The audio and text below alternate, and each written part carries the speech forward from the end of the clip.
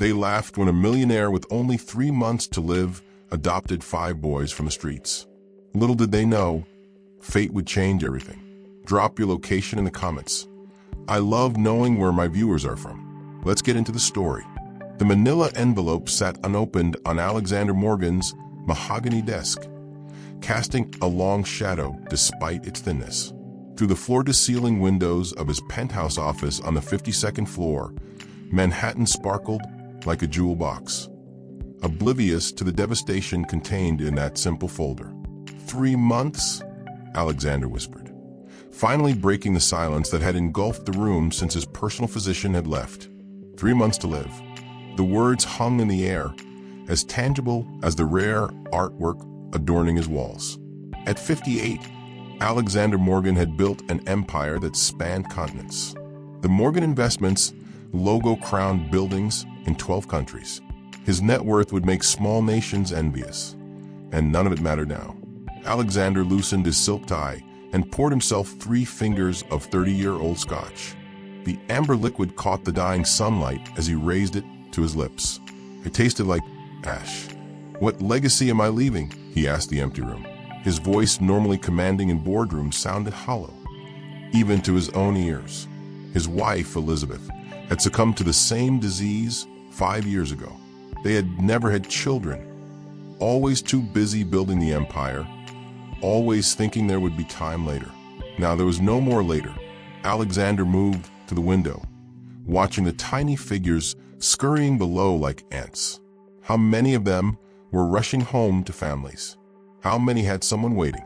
The thought sent a wave of loneliness crashing over him.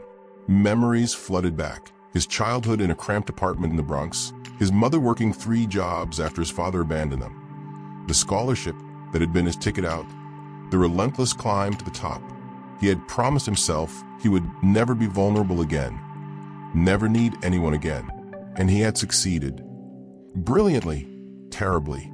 His phone buzzed, another board meeting, another acquisition, another billion to add to accounts that would soon belong to distant relatives who had never bothered to know him.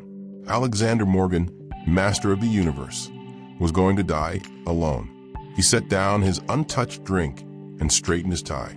The mask of the ruthless businessman slid back into place as he gathered his papers.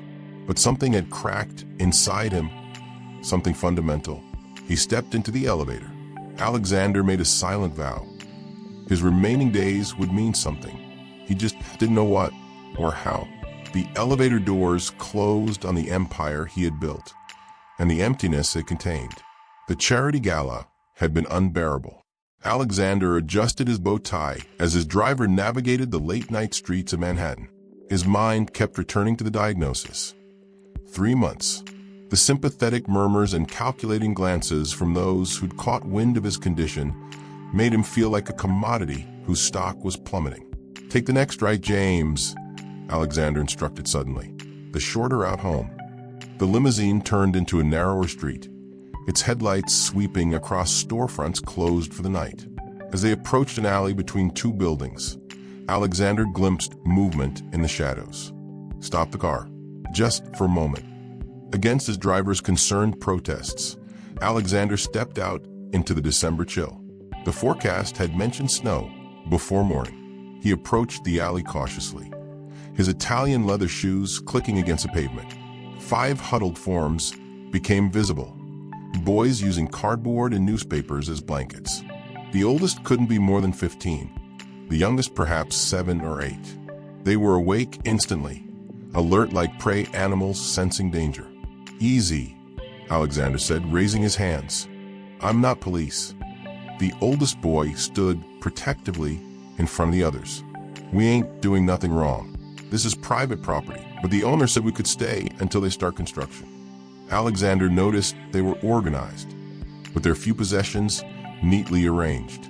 There was an intelligence in their eyes that struck him, particularly the oldest and the smallest.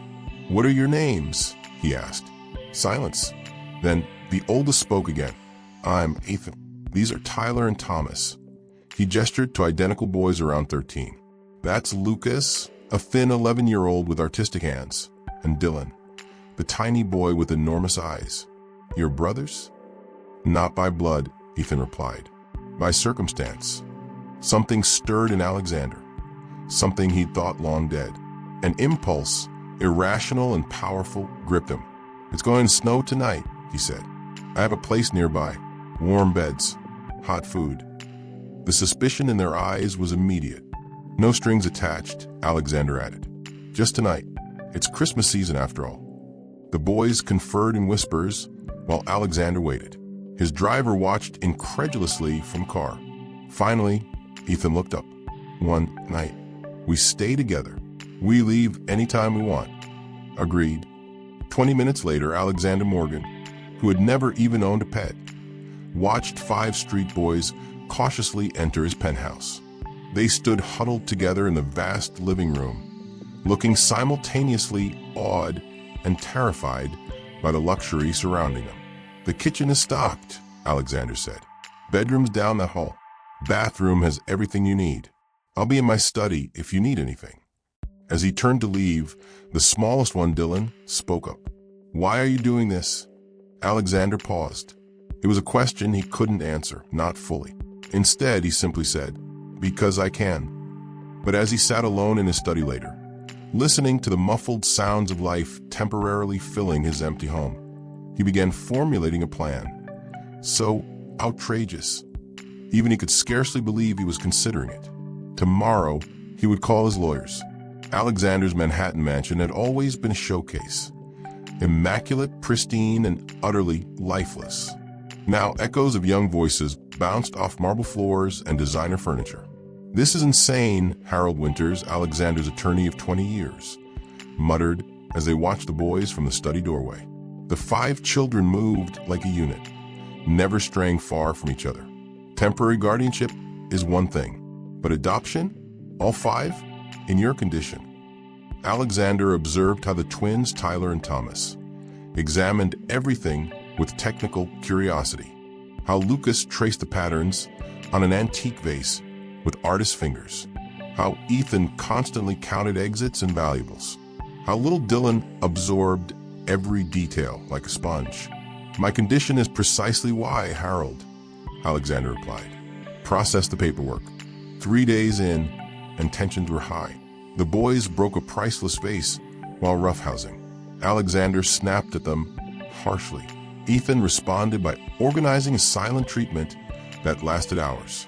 On the 4th night, Alexander found Dylan attempting to pick the lock to his study. What do you think you're doing? He demanded. The small boy jumped. I want to see your books. You could have asked. Dylan's eyes narrowed. Adults don't usually say yes to me. The frankness stunned Alexander. He unlocked the door. Well, I'm saying yes now. The boy's face lit up as he explored the extensive library. When Alexander mentioned it was past bedtime, Dylan asked, Can I take one to read? You can read these? Ethan taught us all, Dylan said proudly. He says, knowledge is better than money for survival. Alexander handed him a simplified astronomy book. Start with this one. By the end of the first week, a routine emerged, chaotic, uncomfortable, but a routine nonetheless. The boys tested boundaries constantly. A scheduled dinner became the flashpoint. I'm not eating this, Lucas declared, pushing away perfectly prepared salmon. You'll eat what's served, Alexander said firmly. We didn't ask to come here, Ethan challenged. Yet here you are, in clean clothes, with a roof over your heads. Silence fell. Then Dylan spoke, his voice small. The last time someone gave us food for free, they called the cops when we were sleeping. The innocent revelation hung in the air. Alexander set down his fork. That won't happen here, he said quietly. I promise. Dylan nodded solemnly. I know you're sick. You need us more than we need you. Alexander stared. What makes you say I'm sick? Your medicine cabinet. The way you wheeze sometimes. The papers you hide when we come in. Dylan shrugged. People think kids don't notice things. The other boys looked uncomfortable, but not surprised. They knew. Is that why you stayed? Alexander asked, addressing them all. Pity, Ethan answered, his street-hardened eyes suddenly vulnerable. We stayed because you're the first person who didn't want something from us, even if it's just because you're dying. The brutal honesty broke something in the room. Alexander laughed. A genuine laugh that surprised even him. "Well," he said, "at least we're being honest now." That night, for the first time, the mansion felt different. Not quite a home, but no longer just a house. Alexander lay awake, listening to occasional footsteps and whispers, the unfamiliar sounds of life disrupting his perfect solitude. It was terrifying. It was wonderful. The story broke faster than Alexander had anticipated. Terminal billionaire adopts 5 street urchins, screamed the headline on the New York Finance Tribune. By morning, his phone wouldn't stop ringing. "Ignore them," Alexander instructed his household staff as he adjusted Dylan's bow tie. All 5 boys stood uncomfortably in tailored suits that couldn't quite disguise their street-toughened bodies. "Why do we have to go to this thing again?" Thomas asked, pulling at his collar. "Because," Alexander said patiently, "the annual children's hospital benefit is important. And because people are talking about us," Ethan stated flatly. Alexander met his eyes. "Yes, and I want them to see what I see." The grand ballroom of the Waldorf Astoria glittered with Manhattan's elite. Conversations hushed momentarily as Alexander entered with his entourage of children. Then the whispers began, hardly concealed behind manicured hands and crystal champagne flutes. Morgan's lost his mind. Terminal diagnosis does strange things. Publicity stunt before he kicks the bucket. Those animals will tear through his estate. Curtis Lawson, Alexander's chief rival and CEO of Lawson Global, approached with a predatory smile. "Alexander, how charitable of you to bring your project tonight." Alexander felt Ethan stiffen beside him. "They're my sons, Curtis, not a project." Lawson's smile didn't reach his eyes. "Of course, though one wonders if the Morgan Investments board shares your paternal enthusiasm, especially given your health concerns." "My health is my business." "Oh, but a public company's leadership is everyone's business." Lawson turned to the boys. "And what do you street entrepreneurs think of high finance? Found anything worth pocketing yet?" Before Alexander could intervene, Ethan stepped forward. "Actually, sir, I've been studying Mr. Morgan's quarterly reports.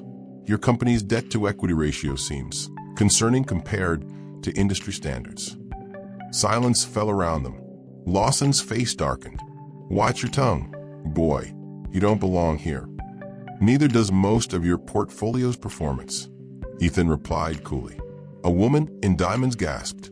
Lawson's hand twitched, as if he might strike Ethan. Alexander moved between them. "My son has a talent for numbers," Alexander said, emphasizing the word son. "Perhaps you should listen." Lawson sneered. "Your sons have a talent for manipulation, clearly. Everyone knows what's happening here. You're dying, Morgan. These gutter rats have convinced you to hand over what you built." Tyler lunged forward, only to be caught by his twin. "Don't talk about him like that." The room had gone silent. All eyes were on them. "I think," Alexander said with deadly calm, "we'll be leaving early. Come, boys." As they walked through the parting crowd, little Dylan suddenly stopped and turned to Lawson and the gathered elite. "You think we're using him because he's dying?" The small boy said clearly. "But you're the ones who left him alone when he got sick." The truth of it hung in the air like crystal. No one spoke as Alexander guided his new family out of the ballroom. In the limousine, Alexander expected anger, perhaps tears. Instead, the boys were quiet, until Lucas finally asked, "Do you care what those people think?" Alexander considered this. "I used to, very much. And now," he looked at these 5 fierce, loyal children who had defended him, not his money. The realization struck him like lightning. "Now I care what you think. All of you." The boys exchanged glances, a silent communication they had developed on the streets. Finally, Ethan spoke for them all. "Then we think it's us against them," he said simply. "And we're not losing." Alexander Morgan was not accustomed to failure. The humiliation at the charity gala had ignited something within him, a determination to prove that his boys deserved respect, not scorn. "We're hosting a dinner party," he announced over breakfast 1 week later.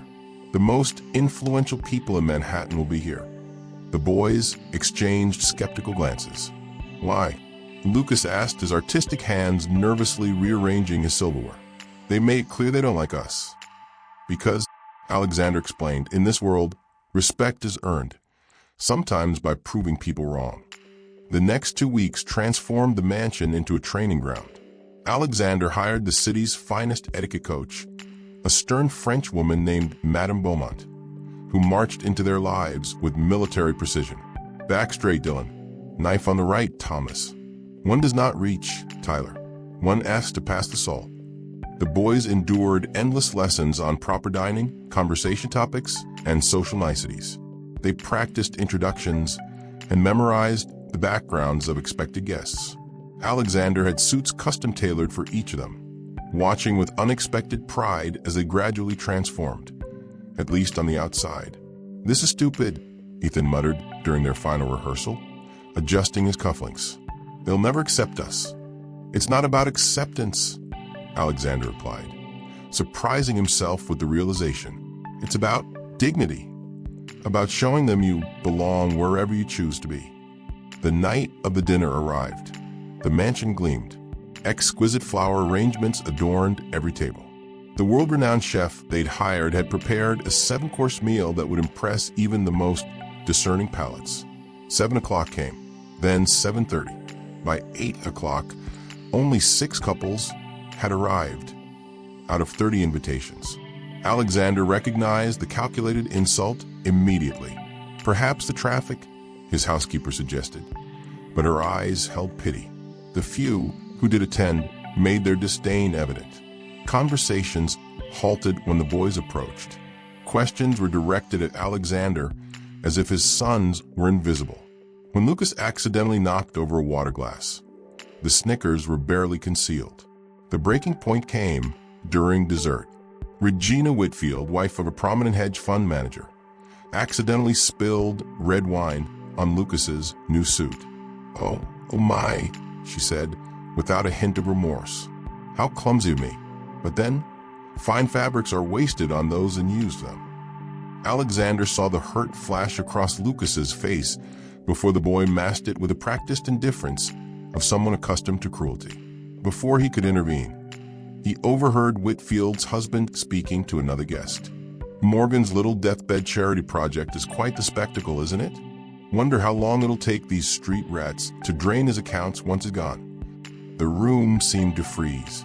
Alexander looked around at the sneering faces, the barely disguised contempt.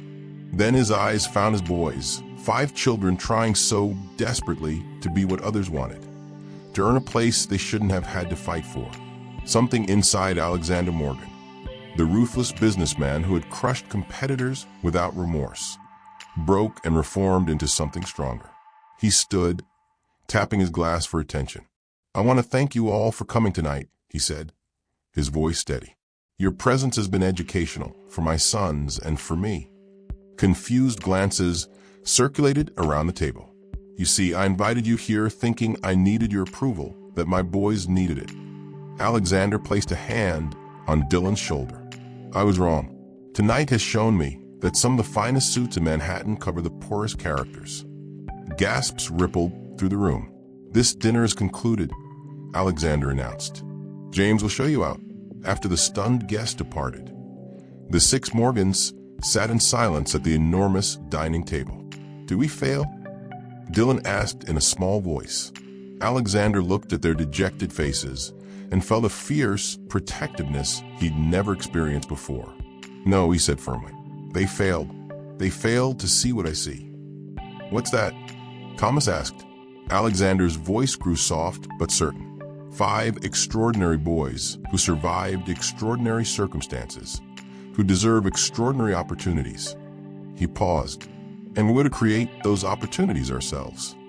For the first time since entering his home, all 5 boys smiled at him simultaneously. A tiny miracle that meant more than any business deal he'd ever closed. The mansion underwent a transformation.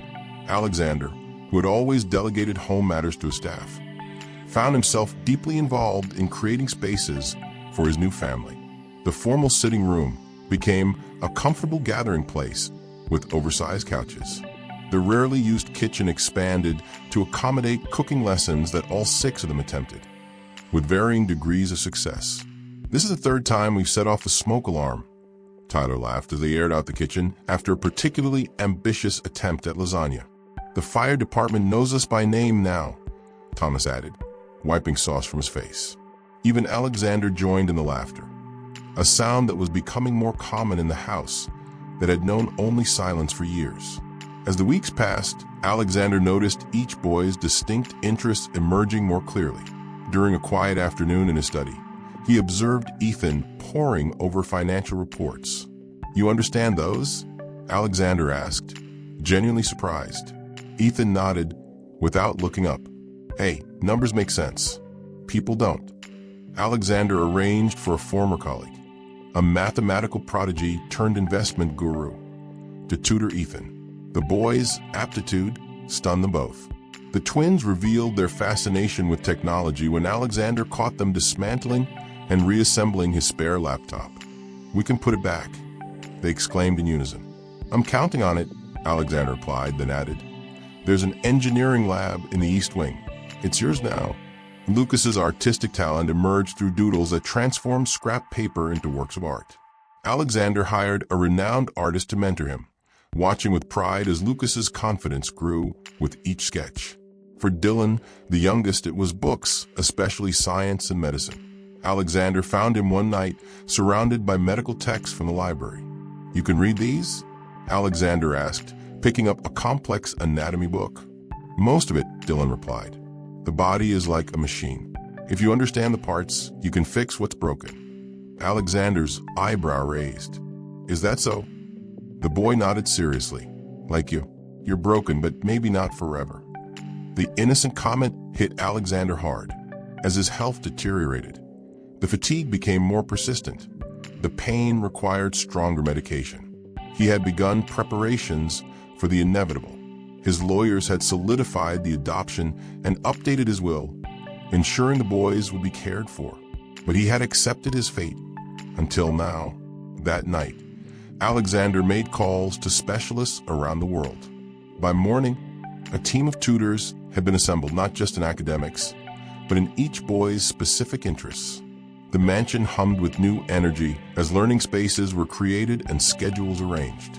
"Why are you doing all this?" Ethan asked one evening, finding Alexander reviewing their educational plans despite obvious exhaustion. Alexander considered the question. 3 months ago, he would have had no answer. Now he had 5. "Because time is precious," he said simply, "and I want to give you as much of mine as I can." What he didn't say, what he couldn't bring himself to admit, was how these 5 street-tough boys had awakened something he thought had died with his wife. Hope, purpose, the fragile belief that perhaps he had found something worth fighting for. Later that night, pain kept Alexander awake. He wandered to the kitchen for water and medication, only to freeze at the sound of hushed voices from a library. At 3 o'clock in the morning, all 5 boys should have been asleep. Silently, he approached the partially open door, prepared to scold them for breaking curfew. What he saw instead would change everything. Alexander stood silently in the doorway, anger rising at the broken curfew. The library was dimly lit, but he could see all 5 boys hunched over the large oak table, surrounded by stacks of books and papers. Medical journals, financial reports, and complex diagrams covered every surface.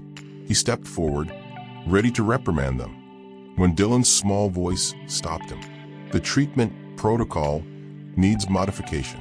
His type of cancer responds better to this combination. See." The child pointed to a complex medical chart that Alexander recognized from his own oncologist's office. "We'd need access to experimental treatments," Ethan replied, scribbling calculations. "That requires money, big money, which we can generate using the algorithm," Thomas said, as Tyler nodded in agreement. "The market patterns are predictable if you zoom out far enough." Lucas was sketching something.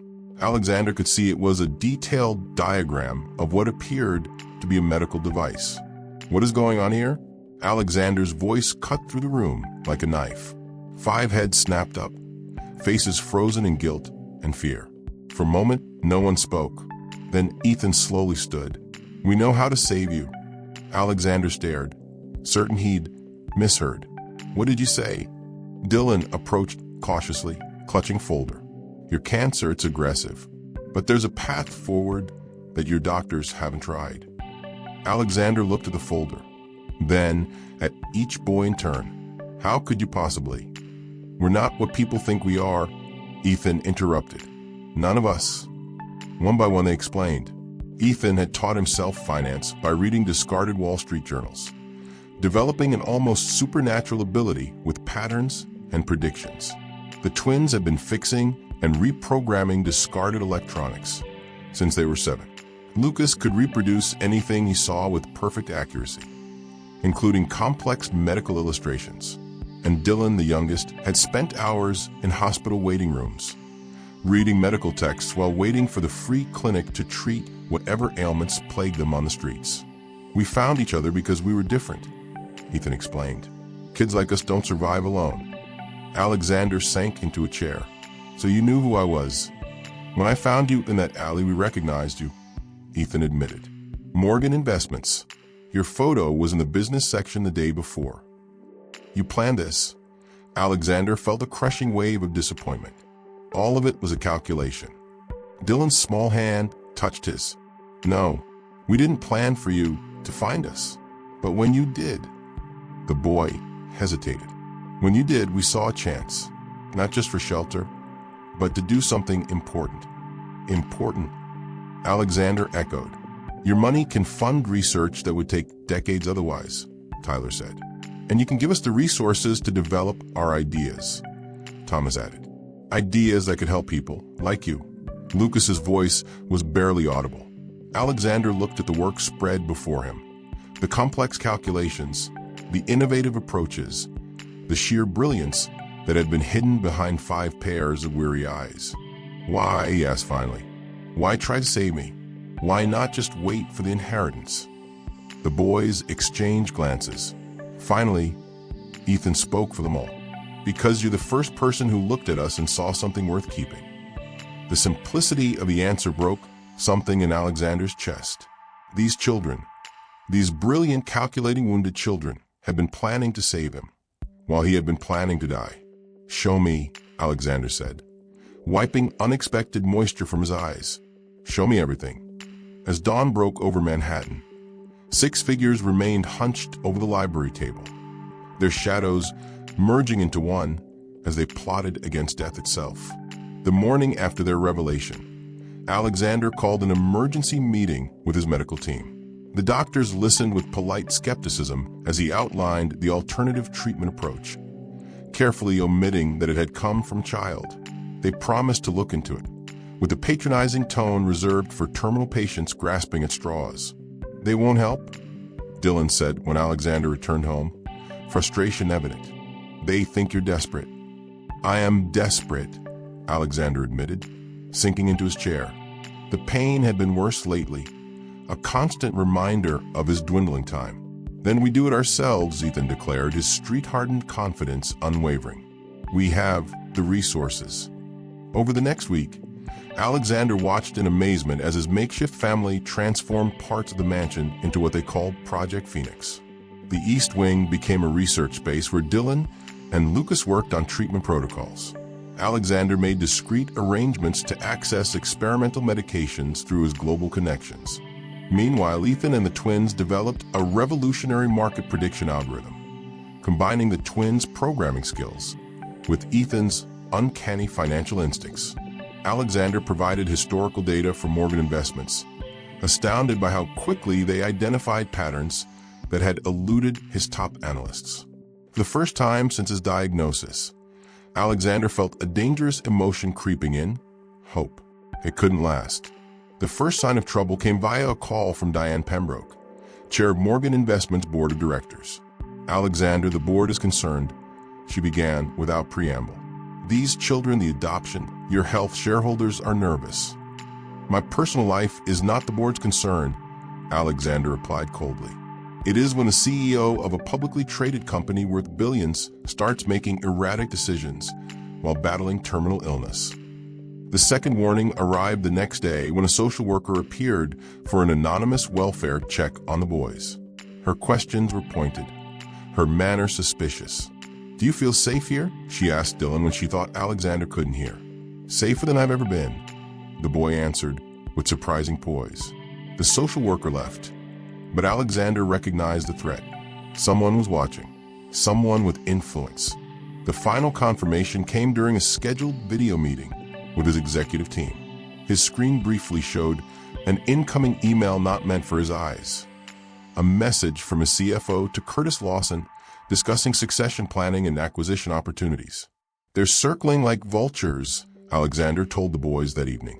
"Lawson is planning a hostile takeover the moment I'm deemed incapacitated or dead," Ethan added bluntly.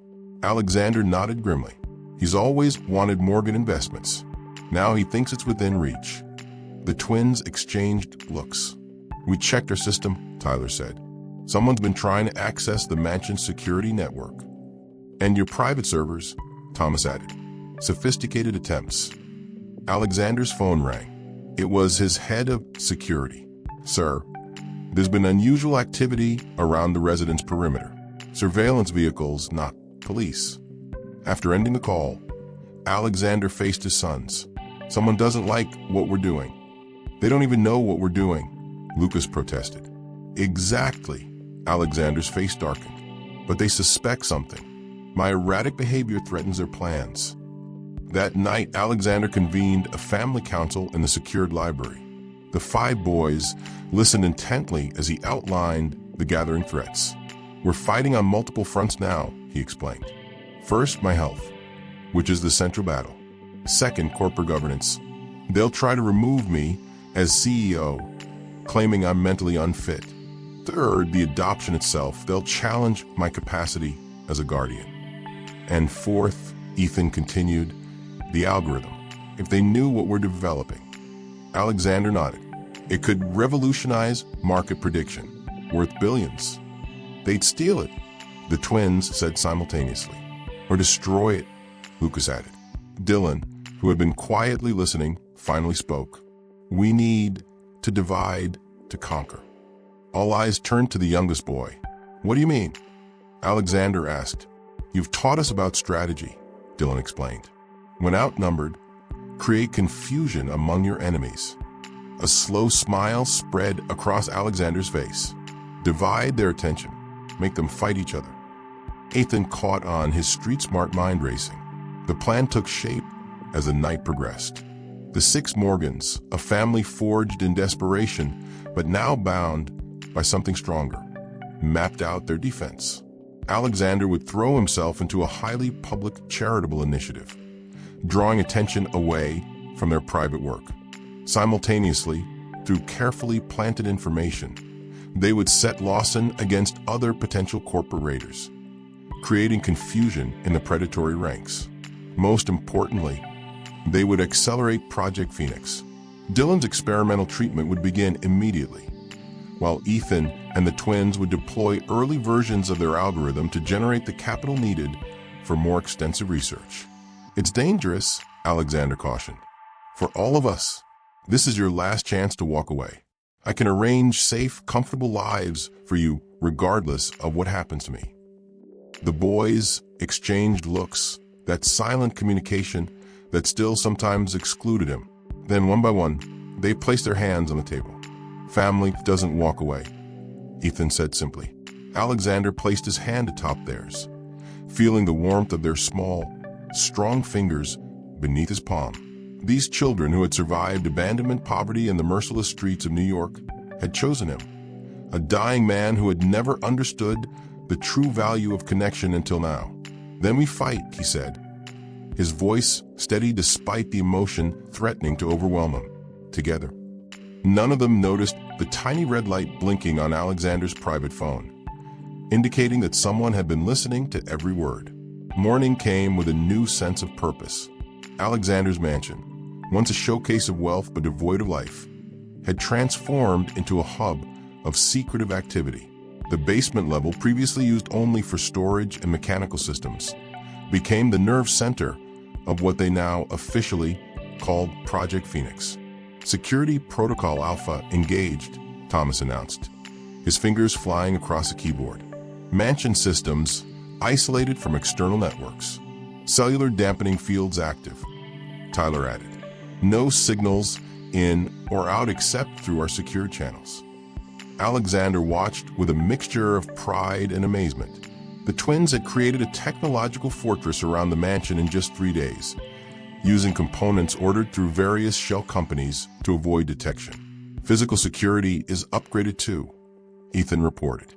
I vetted and replaced half the security team with people who have no connections to your corporate structure. And the treatment? Alexander asked, turning to Dylan and Lucas. Dylan spread out detailed medical charts. Phase 1 begins today. The modified protocol attacks the cancer cells while preserving immune function.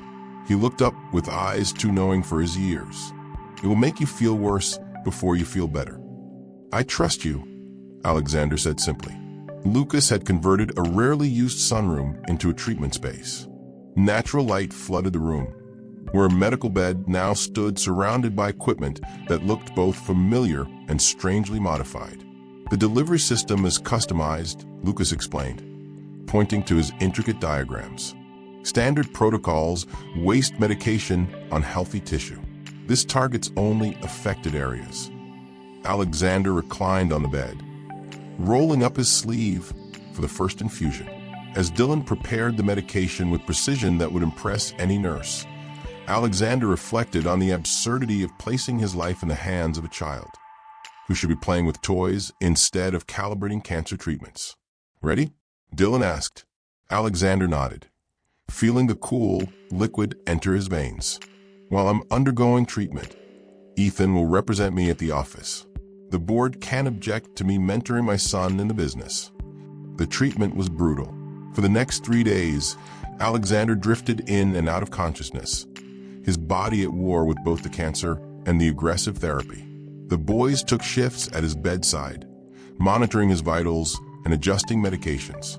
Through the fog of pain and medication, Alexander heard their voices, sometimes arguing over treatment parameters, sometimes reading financial reports aloud, sometimes simply talking to him about their hopes and fears. On the 4th day, Alexander awoke to find all 5 boys asleep in various uncomfortable positions around his room. Despite his weakness, he smiled. When had these street-hardened children become the center of his world? As the first phase of treatment concluded, the financial aspect of Project Phoenix accelerated. Ethan had been making daily appearances at Morgan Investments, absorbing information like a sponge while discreetly gathering intelligence on Lawson's takeover plans. He's approaching key shareholders, Ethan reported during their evening strategy session, offering premium buyouts conditional on board reorganization. Translation, get rid of me, Alexander said, still weak but clear-headed. Meanwhile, the EI algorithm is exceeding expectations, Tyler announced proudly. We've generated an 18% return on the test portfolio in just 10 days. Thomas pulled up complex graphs on their secure server. The pattern detection is working. We can see market shifts before they happen. How long until we can deploy at full scale? Alexander asked. 2 weeks, the twins said in unison. Maybe less. That night, as Alexander reviewed their progress from his bed, he heard a soft knock. Eleanor Hayes, his executive assistant of 20 years, entered carrying files. The documents you requested, sir, she said, placing them beside him. Her eyes lingered on the medical equipment surrounding his bed. The board is asking questions. Lawson is making moves. Let him, Alexander replied. Everything is proceeding as planned. Eleanor hesitated. Is it true these children? They're actually helping with your treatment. Alexander studied the woman who had been his most trusted employee for 2 decades. They're more than helping, Eleanor. They're saving my life. Her expression remained unreadable. I hope you know what you're doing, Alexander. After she left, an uneasy feeling lingered. Alexander reached for his secure phone to text Ethan, only to find it missing from his bedside table. The feeling of unease deepened into alarm. Alexander's missing phone triggered an immediate security protocol. The twins activated tracking systems, while Ethan interviewed each staff member who had access to the treatment room. Nothing, Ethan reported, frustration evident in his voice. The tracking shows it's still in the mansion, but we've searched everywhere. Could it be malfunctioning? Alexander asked, still weak from his treatment. Our tech doesn't malfunction, Tyler stated with absolute confidence. The answer came at dawn. Lucas, who had been monitoring the mansion's modified security cameras, burst into Alexander's room. You need to see this, he said, placing a tablet in Alexander's hands. The footage showed Eleanor Hayes entering Alexander's room while he slept. She took his phone, photographed documents related to Project Phoenix, and replaced everything carefully before leaving. When was this? Alexander asked, his voice barely a whisper. Last night, Lucas answered. After her visit, Dylan added, stepping forward. The secure server shows someone accessed our treatment protocols from inside the mansion. Alexander closed his eyes briefly. 20 years of loyalty, or so he had thought. Find her. Now, they discovered Eleanor in her office at Morgan Investments, calmly working as if nothing had happened, when security escorted her to a private conference room where Alexander waited. Her composure never faltered. Why? Alexander asked simply. Eleanor's professional mask finally cracked, revealing bitter resentment. 23 years, Alexander. I've given you 23 years of my life, and I've compensated you generously. Money, she laughed harshly. I didn't want just money. I wanted recognition, partnership, a place at your side. Her voice hardened. Then you bring in these street urchins. Make them your heirs. Give them access to everything I worked decades for. The betrayal cut deep, but Alexander kept his voice steady. Who are you working with? Lawson. She smiled coldly. Curtis values loyalty and talent. He's promised me executive vice presidency after the acquisition. And my treatment information? My personal medical details? Insurance, she replied. Proof of your mental instability. Dying billionaire trusts street children with experimental medical treatments? The board will remove you by the end of the week. Alexander leaned forward. You've made a serious miscalculation, Eleanor. These street children are more brilliant and more loyal than you could comprehend. Her confidence wavered slightly. It's too late. Lawson has everything he needs. Your little family experiment is over. We'll see, Alexander replied, signaling for security. Until then, your employment is terminated. A severance package will follow, contingent on non-disclosure agreements. After she was escorted out, silence settled over the room. Alexander returned home to find the boys implementing containment protocols. The twins had already neutralized the security breach, while Ethan assessed the financial damage. She sent Lawson everything, Ethan reported grimly. The treatment protocols, early algorithm designs, our security setup? How bad? Alexander asked. Bad enough, Dylan said. The treatment timeline is compromised. We need to accelerate everything. Alexander looked at their worried faces, children who should be playing sports or video games, not fighting corporate espionage and terminal illness. For a moment, doubt crept in. Was he being selfish, dragging them into his battles? As if reading his thoughts, Lucas spoke up. Don't even think about giving up. We knew the risks, Ethan added firmly. And we've faced worse odds on the streets, Thomas said. Tyler nodded in agreement. Besides, she made a critical error. What's that? Alexander asked. Dylan smiled slightly. She stole incomplete data. We've been working on decoy protocols while developing the real treatment separately. For the first time since discovering the betrayal, Alexander felt a glimmer of hope return. These extraordinary children continued to surprise him. Then we counterattacked, he declared. Immediately the morning after Eleanor's betrayal, Alexander Morgan collapsed. The experimental treatment, combined with stress and his already weakened state, proved too much. Paramedics were called, but the boys insisted on a private medical facility rather than a public hospital, one where they could maintain security and continue their modified protocols. Sir, I strongly advise against this, Alexander's personal physician argued as he was settled into a private wing of an exclusive medical center. These unconventional treatments are working, Dylan interrupted, holding up Alexander's latest blood work. Cancer markers down 18% in 10 days. The doctor stared at the small boy in disbelief. That's impossible. Improbable, Dylan corrected. Not impossible. With Alexander temporarily incapacitated, the boys implemented their contingency plan. Ethan assumed leadership, addressing the crisis with a maturity far beyond his 15 years. We need to split responsibilities, he told his brothers in Alexander's hospital room. I'll handle Morgan Investments and keep Lawson at bay. Tyler and Thomas, secure our digital infrastructure. Lucas, manage public perception. Dylan, focus entirely on Alexander's treatment. Each boy threw himself into his designated role. Ethan, dressed in a custom-tailored suit that couldn't quite hide his street origins, marched into Morgan Investments' executive floor. The board members who had been plotting Alexander's removal found themselves facing a teenager with an uncanny grasp of their business and the legal protections Alexander had put in place.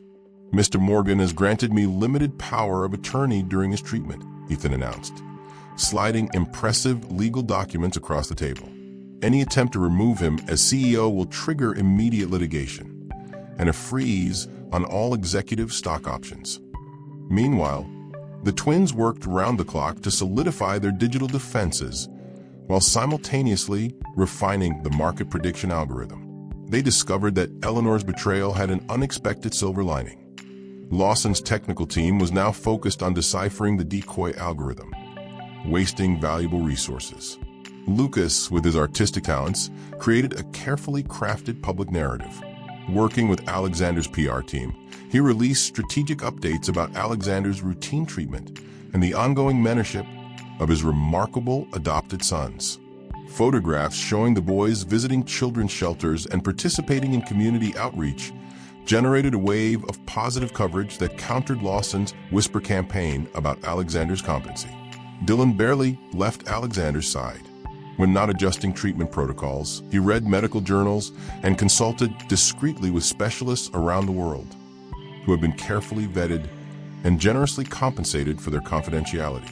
The boys' extraordinary medical intuition, combined with boundless determination, began yielding results even the skeptical medical staff couldn't ignore. 1 week into the hospitalization, Alexander opened his eyes to find all 5 boys asleep in his room, surrounded by laptops, papers, and half-eaten meals. Despite his weakness, he smiled. This was what family looked like. Messy, devoted, unrelenting in the face of challenges. Progress report, he whispered hoarsely. Dylan jerked awake instantly. Alexander, your markers are down 30% now. The modified protocol is working better than expected. The others stirred, relief visible on their exhausted faces. And Lawson? Alexander asked. Ethan stepped forward. Contained for now. He's making moves, but we've countered each one. The board split. The algorithm? The twins exchanged proud glances. Fully operational, Tyler announced. We've already generated enough capital to fund your treatment for years, if necessary. And public opinion? Alexander turned to Lucas. Shifting in our favor, Lucas reported. Your community initiatives are gaining traction. People are questioning Lawson's motives. Alexander studied their faces. These children who had become his reason to fight. His legacy, his family. You've done exceptionally well. Better than I could have. We learn from the best, Ethan replied simply. As Alexander began his slow recovery, a new determination took hold. This was no longer just about surviving his illness or protecting his company. This was about proving that family, even one forged in unlikely circumstances, could withstand any storm. 2 weeks after Alexander's hospitalization, as he grew stronger daily, financial markets around the world began to shudder. What started as minor fluctuations quickly escalated into dramatic downturns across multiple sectors. It's happening exactly as the algorithm predicted, Ethan explained, spreading charts across Alexander's bed in the private medical suite. A perfect storm of overvalued tech stocks, energy sector vulnerabilities, and banking instability. Alexander studied the data, impressed by the precision of the twins' predictive model. And our positions? Protected, Tyler confirmed. We moved assets to safety 72 hours ago. Lawson? Alexander asked. Thomas grimaced. Exposed. Massively. He's leveraged to the hilt in exactly the wrong sectors. Wall Street was in chaos. Financial networks broadcast scenes of panic as investors watched fortunes evaporate. The Morgan Investments offices became an island of eerie calm amid the storm, with Ethan directing operations from Alexander's office with preternatural confidence. Juvenile Wizard of Wall Street, one financial program called him, as cameras captured the teenager conferring with seasoned executives 3 times his age. By the third day of market turmoil, Alexander was strong enough to make brief appearances at the office, carefully stage-managed by Lucas to project strength, while not overtly taxing his recovering body. Lawson Global is requesting an emergency meeting, his new assistant informed him. Mr. Lawson specifically. Alexander exchanged glances with Ethan. Schedule it for tomorrow. Here, not their offices. Curtis Lawson arrived with none of his usual bravado. His custom suit couldn't hide the strain of sleepless nights and mounting losses. Behind him followed 3 other executives who had once mocked Alexander's adopted family, all looking equally desperate. Alexander, Lawson began, attempting to sound casual. This market situation is unprecedented. Is it? Alexander replied mildly. Our analysts predicted this correction weeks ago. Lawson flinched at the word correction, a massive understatement for what was effectively a crash decimating his company. We need to discuss a mutually beneficial arrangement, Lawson continued. An emergency capital infusion. A partnership, perhaps. Partnership? Ethan echoed incredulously. After you attempted a hostile takeover? After you used stolen information?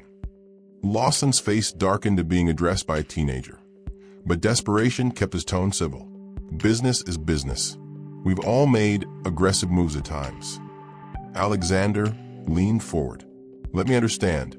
You want me to save the company of the man who tried to destroy mine?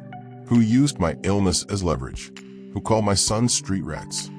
The market won't recover for months. One of the other executives interjected desperately. By then we'll be insolvent. Thousands of jobs lost. Retirement funds wiped out. Alexander turned to Ethan. What does our algorithm predict for companies that implement proper risk management and ethical governance? Ethan didn't miss a beat. Recovery within 8 weeks. Potential for significant growth in the right sectors by quarter's end. The silence in the room was deafening. Finally, Alexander stood. Gentlemen, I'll consider assistance. On one condition. Name it, Lawson said quickly. Alexander smiled. My sons will explain the terms. I suggest you listen carefully. As Alexander stepped out to take a scheduled medication that Dylan insisted couldn't be delayed, he heard Ethan begin outlining conditions that would reshape Manhattan's financial landscape and the lives of countless vulnerable young people throughout the city. The irony wasn't lost on Alexander. The charity case street children were now determining the fate of the very elites who had mocked them. And they were doing it not with vengeance, but with vision. The terms were laid out with precision that impressed even Alexander. Ethan, with support from his brothers, had crafted conditions that went far beyond simple financial bailouts. 50% of board seats at each rescue company must be allocated to individuals with experience in social services or education. Ethan explained to the assembled executives the following day. A minimum of 30% of annual profits will fund programs for at-risk youth. Impossible, Lawson sputtered. Our shareholders would never. Your shareholders are currently losing everything. Thomas interrupted flatly. This offers them recovery. Tyler continued.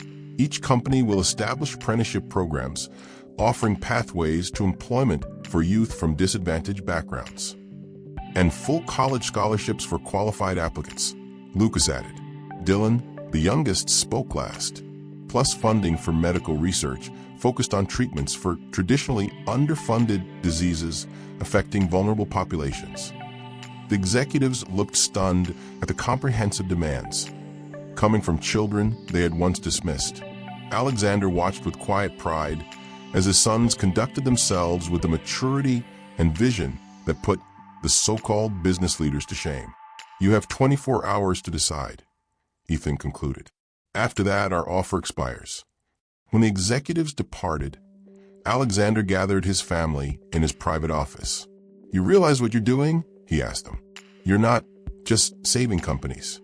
You're changing systems that have existed for generations. Systems that failed us," Ethan replied simply, "and thousands like us." Later that evening, as they returned to the mansion, Alexander found Dylan sitting alone in the library, unusually quiet. "What's troubling you?" Alexander asked gently. Dylan looked up from the medical journal he'd been studying. "These people were cruel to us. They laughed at us, called us names." "Yes," Alexander agreed. "They did. And now we have the power to watch them fail, to let them experience what it's like to have nothing." The small boy's voice held no vindictiveness, only a genuine ethical query. "Wouldn't that be justice?" Alexander sat beside him. "Perhaps, but is justice what we're seeking?" The other boys had gathered in the doorway, listening. "What are we seeking then?" Lucas asked. Alexander looked at each of them. These extraordinary children who had already experienced more hardship than most adults. "That's the real question, isn't it? Revenge is easy. Transformation is harder." "We could do both," Tyler suggested. "Help them, but make it hurt." "We could," Alexander agreed. "The question is, who would that make us?" A heavy silence fell. Finally, Ethan spoke from a doorway. "On the streets, we had a choice every day. Become what hurt us, or become something better." He stepped into the room. "I vote we choose better." One by one, the others nodded in agreement. The next morning, the executives returned with signed agreements, accepting all conditions. As papers were exchanged, Lawson approached Alexander privately. "I don't understand," he admitted.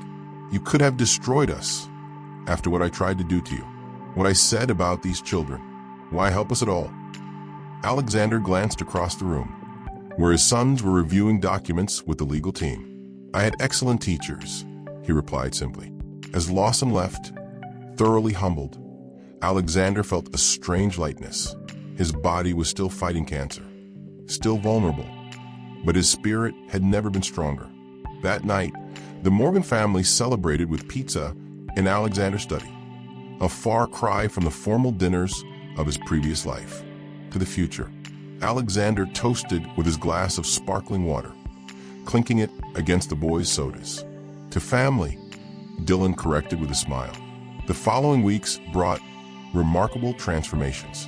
The financial crisis began stabilizing, exactly as the algorithm had predicted. Morgan Investments not only weathered the storm, but emerged stronger, guiding other companies toward recovery through the conditional partnerships Ethan had orchestrated. Manhattan's elite watched in fascination as the terms of these agreements took effect. Board meetings that once focused solely on profit margins now included discussions of apprenticeship programs and scholarship initiatives.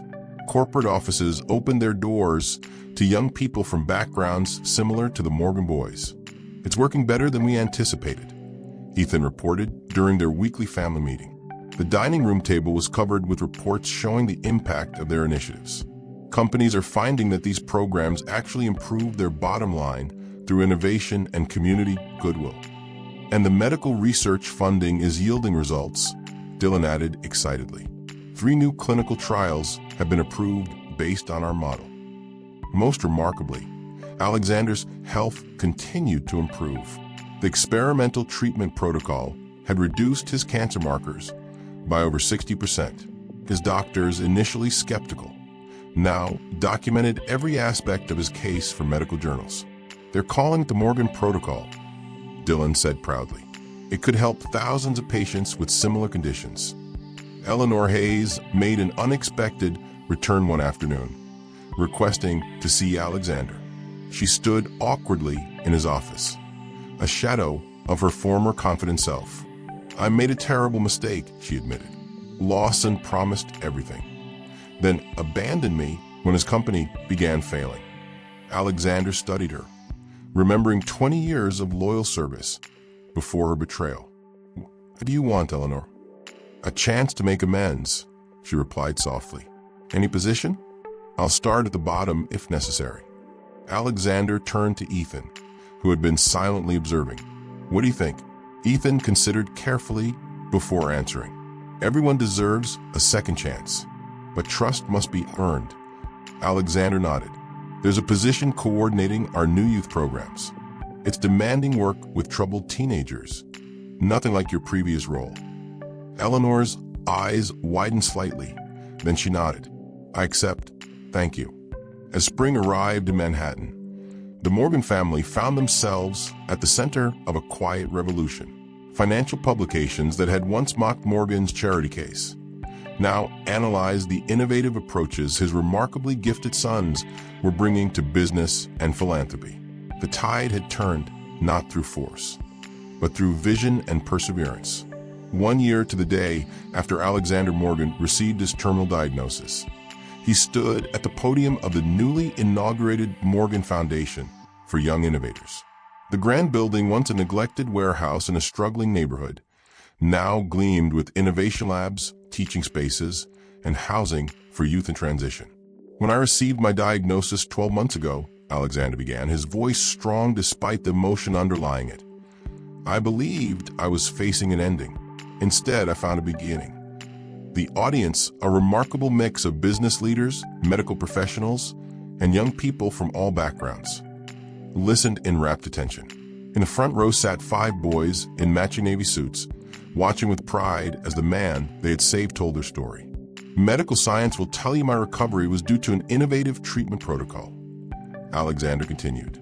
Financial analysts will attribute Morgan Investments' remarkable growth to predictive algorithms and strategic partnerships. Both are correct, but incomplete. He paused, looking directly at his sons. What truly saved me, what transformed everything, was finding a family in the most unexpected place. 5 extraordinary young men who saw beyond my wealth to my emptiness, beyond my power to my vulnerability. The Foundation's inaugural ceremony marked the culmination of their remarkable journey. The Morgan Protocol, as Dylan's cancer treatment became known, was now helping patients worldwide.